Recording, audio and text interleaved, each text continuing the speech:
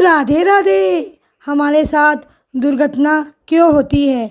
क्यों हमें इतनी चोट लगती है? क्यों हमारे हाथ पैर टूटते हैं?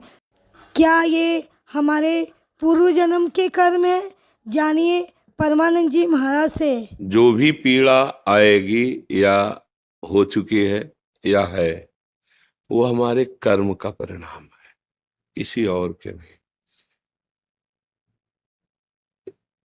अब क्या है कि जैसे इस बार भले इस जन्म में आप मांस ना खाते हो, मान लो इस जन्म में ना खाया हो, हम क्या जाने कि खाया कि नहीं।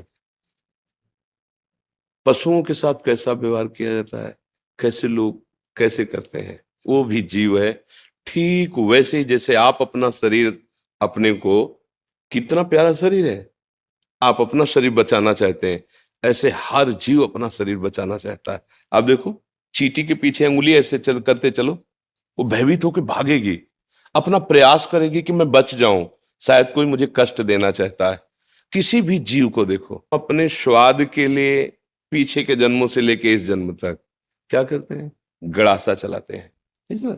गर्दन काट दी, पैर काट दिए। और जब हमारे कटने का नंबर आया, एक मांडव्य ऋषि हुए, ऐसे हाथ उठा करके पैर के अंगूठे के बल मंत्र जाप कर रहे हैं। ध्यान से सुनना। कुछ चोर लोग राजा के खजाने में सेंध लगा दी। ओ, अगर बचाव पक्ष जोर का होता है तो फिर चोर पक्ष भी जोर का होता है। अगर नए नए क्रम बचाने के निकलते हैं तो नए नए उनकी सोच उसमें चोरी करने की निकलती है। तो चोरी करके निकल ही रहती कि सैनिकों को पता चल गया, उनका पीछा किया। अब वो भागे, तो भाग करके देखा ऋषि का आश्रम अगर इसमें छुप जाते हैं तो हमारा बचाव पक्ष हो जाएगा। चले गए अंदर, लताएं झोपड़ी सब वहीं अपने स्वर्ण आदि जो चोरी की थी वहीं रख के चुपचाप बैठ गए। उनको पक्का लगा कि इसी आश्रम में गए होंगे, क्योंकि आगे आगे गए नहीं। तो आश्रम में गए, दाहिने पैर के अंगूठे के बल हाथ उठा के मंत्राकार वृत्ति, उनको कुछ पता ही नहीं। गए तो माल सहित चोर मिल गए। तो उनको लगा कि ये आश्रम में इसलिए आए, हमें लगता है इस महात्मा का ये सब नाटक है और ये इन चोरों का साथी है और ये चोरी करवाता है। बुद्धि बदली। बुरी दशा जब हम आनी होती है ना, तो पहले बुद्धि बदली जाती है। तो वैसे ही टांग ले गए उनको। ये भगवान श्री कृष्ण द्वैपायन व्यास देव जी के द्वारा महाभारत में लिखी कथा है। उठा ले गए, वैसे ध्यानस्थ वो समाधि में है। 8-10 ऐसे सामने चोर, पीछे महात्मा जी। राजा को प्रमाण सहित जब वस्तु सहित चोर मिल गए तो उन्होंने ये नहीं देखा कि महात्मा भी है, उन्होंने आदेश कर दिया इनको सूली की सजा। उस समय जैसे फांसी की सजा होती, ऐसे सूली की सजा। एक भाले जैसा यंत्र, ऐसे नीचे से खंबे जैसा, ऊपर एकदम भाला जैसा, और बराबर की ऊंचाई में ले जाकर गुदा द्वार से ऐसे छोड़ दिया जाता था ऊपर से। तो वो जितनी घुस पाई, इसके बाद वो आदमी गुदा द्वार में सूली घुसी। अब वो तड़प रहा है, कितने घंटे वो या कितने दिन, वो उसकी सामर्थ्य जाने, मरेगा वहीं कोई। उस बड़ी कष्टप्रद, मतलब गोली मार देना फांसी में तो मिनट 2 मिनट, लेकिन सूली की सजा बहुत ही कष्टप्रद। अब गुदा द्वार में इतनी घुसी है और वो रक्तस्राव हो रहा, धीरे धीरे वो मरेगा। दूसरे जब दंड वाले आते थे जिनको, तब वो उतारे जाते थे 1-2 दिन 3 दिन में ऐसे। जब वहां उतारने गए तो देखा वो पद्मासन लगाए बैठे मांडव ऋषि, और वो तो चोर थे, वो मर गए। उनको हटाया, भाग के गए राजा से, कोई अपराध बन गया। वो तो कोई सच्चे महात्मा थे जिनको हम पकड़, बोले महात्मा को क्यों पकड़ के लाए? बोले महाराज हमको लगा कि वो आश्रम में। तो अब वो भयभीत हो गए, क्योंकि आगे गाय और ब्रह्म ऋषियों को करके गए। वो कहा महाराज मुझे बिल्कुल पता नहीं था, आप क्षमा कीजिए, मेरे से अपराध बन गया। उनका नहीं, बस ये हटाओ, सूली से मुझे उतरवाओ, मैं तुम्हें दंड नहीं दूंगा, मैं सीधे धर्मराज को दंड दूंगा, उतारू तो मुझे। लाख उपाय किया गया, वो शूली उनके गुदा द्वार से हटी ही नहीं, काट दिया गया। वो सीधे अंतर ध्यान में धर्मराज के पास पहुंचे और उन्होंने कहा मुझे बचपन से याद है कि मैंने कोई अपराध नहीं किया, फिर मुझे ये सजा क्यों मिली? लोहा अंदर ठसा हुआ, उसे काट दिया गया, निकला ही नहीं। मैं तुम्हें अभी दंड देता हूं, क्योंकि तपस्या के धनी थे। तो धर्मराज इनका रुको रुको रुको, तो जैसे अपने नहीं कि टीवी चैनल लगा दे तो दिखाई देता है, ऐसे का देखो आप अपने।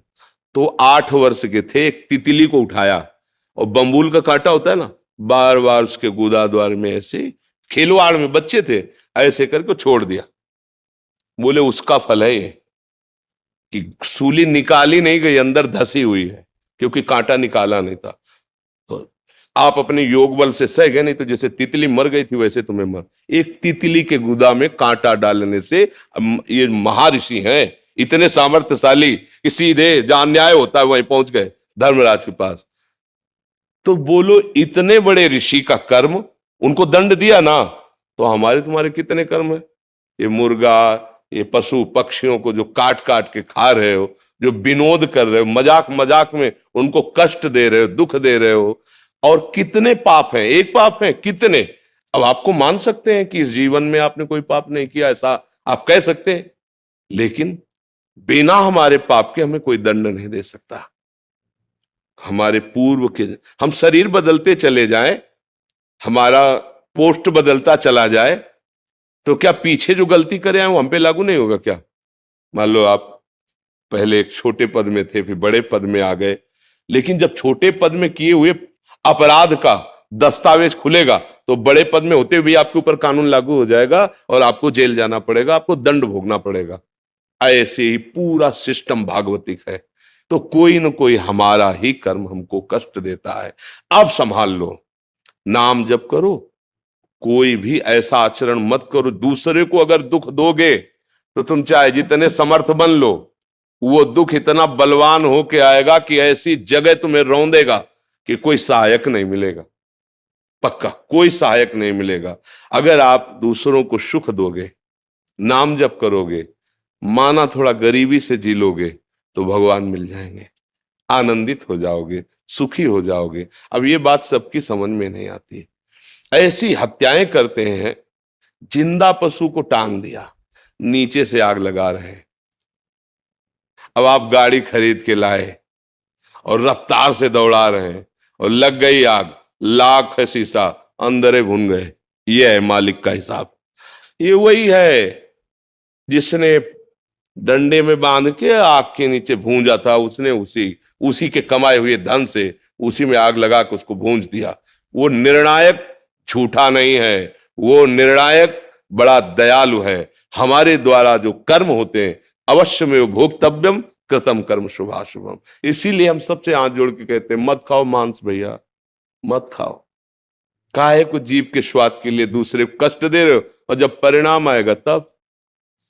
ये शराब पीना, मांस खाना, व्यभिचार करना, गंदे आचरण करना, ये तुम्हें कभी सुखी नहीं कर सकते हैं। जो हुआ उसको हमें मिटाना पड़ेगा। हमने लिखा है तो हम ही को मिटाना पड़ेगा, हमारे तो कर्म है। तो ये नाम जप जो है ये मिटा देगा, पीछे का भी, वर्तमान का भी, वो आगे जो होने की चूक हो जाए उसको भी संभाल देगा। भूत भविष्य वर्तमान तीनों को संभालने के सामर्थ भगवान के नाम में है।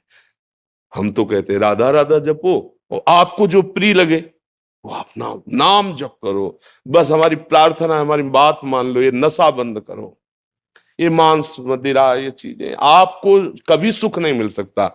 ये गंदा संस्कार बन गए, इसलिए लगता है चलो थोड़ा पी लेते हैं, थोड़ा खा। भैया आप सच्ची समझो, आप अपनी बुद्धि को गिराते चले जा रहे हो। जो गिर रहा है उसे पता नहीं चल रहा है, जो उठा हुआ देख रहा है कि गिर रहा है उसे पता चल रहा है। जैसे अंधा आदमी है ना, वो जा रहा है जिस मार्ग में, आगे वो दलदल में फंस जाएगा, वो लाख चिल्लाए तो उसकी समझ में नहीं आएगा। ऐसे हम लोग माया के द्वारा अंधे हो गए, गंदी आदतें, गंदे व्यसन, फिर जब परिणाम मिलता है तो भगवान को गाली देते हैं।